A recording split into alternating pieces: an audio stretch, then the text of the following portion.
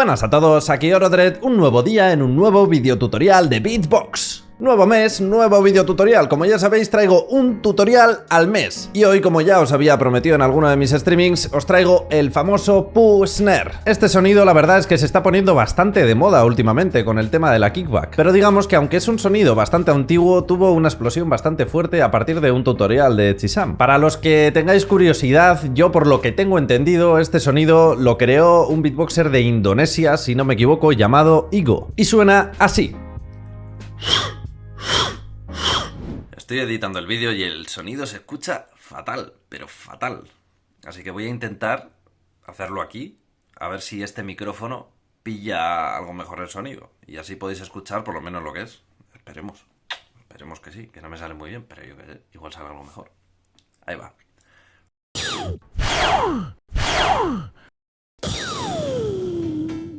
Así que nada, ese es el sonido. Nos vemos en el tutorial. Chao.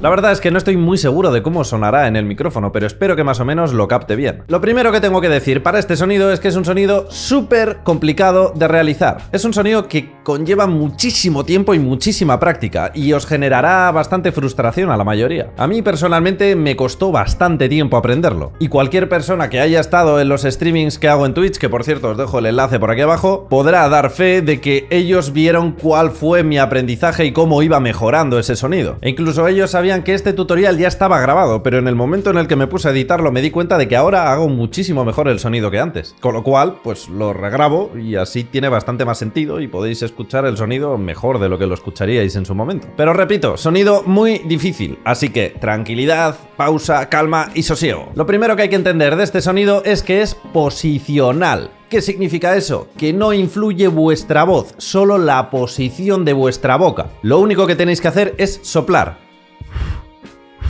No tenéis que usar vuestra voz para nada. Y por si acaso hay algún despistado, soplar se sopla hacia afuera. Que hay alguno que cuando digo soplar me pregunta si es para adentro o para afuera. Soplar hacia afuera. Hacia afuera.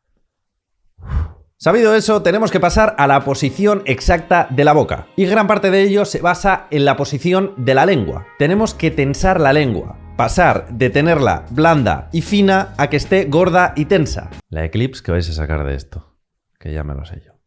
Una vez hecho eso, tenemos que posicionarla de la siguiente forma. La punta de la lengua tiene que estar detrás de los dientes de abajo y la parte central de la lengua detrás de los dientes de arriba, haciendo una especie de cobertura a la parte donde entraría el aire. Algo así.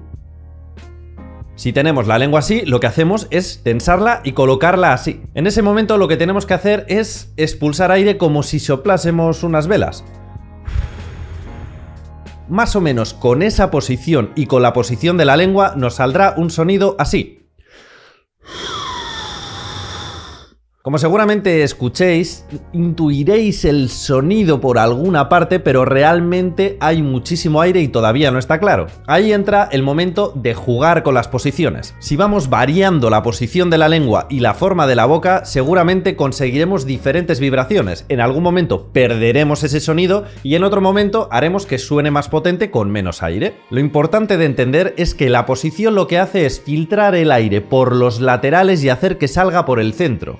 Y la vibración se produce en esa parte interior de la boca. Básicamente el sonido sale cuando el aire sale por esos orificios que se dejan entre los labios y la lengua. Por lo que la modificación de ese hueco en concreto es lo que va a hacer que consigáis o no lograr ese sonido. Sé que suena muy complicado y realmente suena así porque lo es. A mí me ha costado bastante tiempo entender de dónde viene este sonido, porque al principio me parecía una auténtica locura. Una vez dicho esto, hay varios tips y varias aclaraciones importantes para este sonido. El primer tip que os puedo dar es que intentéis lograr esa vibración indiferentemente del sonido en sí. ¿A qué me refiero con esto? A que con la mínima cantidad de aire logréis que suene un poquito. Algo así.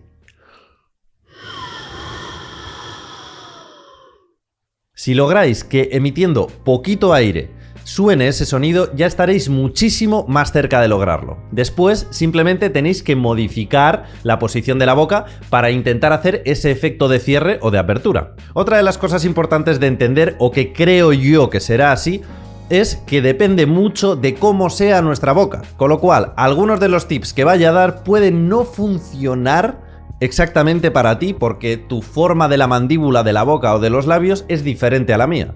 Por lo que intenta coger esto con pinzas, pero quizá te sirva. En mi caso, yo no toco los dientes con la lengua. La parte central de la lengua toca la encía por dentro, prácticamente llegando al paladar, y la parte de abajo, o sea, la punta de la lengua, toca simplemente la parte de dentro de la encía, pero no llega en ningún momento a tocar los dientes, en ningún momento. Ya os digo que esto puede variar con vosotros, pero por lo menos a mí me ayuda bastante. Es una referencia importante para cuando quiero hacer el sonido. Otra cosa importante es que cuando se dice lo de que hay que soplar una vela, sí es cierto que para mí esa posición funciona, pero no del todo. Yo lo que tuve que hacer es abrir más la mandíbula. Si mi posición para soplar unas velas es algo así, yo lo que hice fue bajar la mandíbula con la misma posición de abertura en los labios y así conseguía ese sonido. Pasaba de hacer algo así a hacer algo así.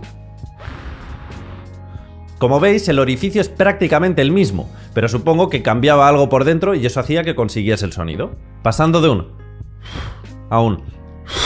Si bien en algún momento no se me termina de escuchar ese sonido es porque tampoco lo controlo al 100%, es muy difícil de controlar y personalmente tampoco sé muy bien dónde integrarlo. Yo simplemente lo saqué pues un poco por las jajas y por las risas. Pero esa sería una explicación bastante básica de cómo realizar el Pooh Snare, un sonido que os repito es muy complicado y muy difícil. Entiendo que muchos de vosotros podáis tener alguna duda, pero os aseguro que se trata de practicar y practicar y practicar. Si entendéis y sabéis de dónde sale el sonido, simplemente tenéis que probar posiciones diferentes. Así que nada, gente, hasta aquí el tutorial de este mes. El próximo mes, pues vendremos con otro. ¿Qué será?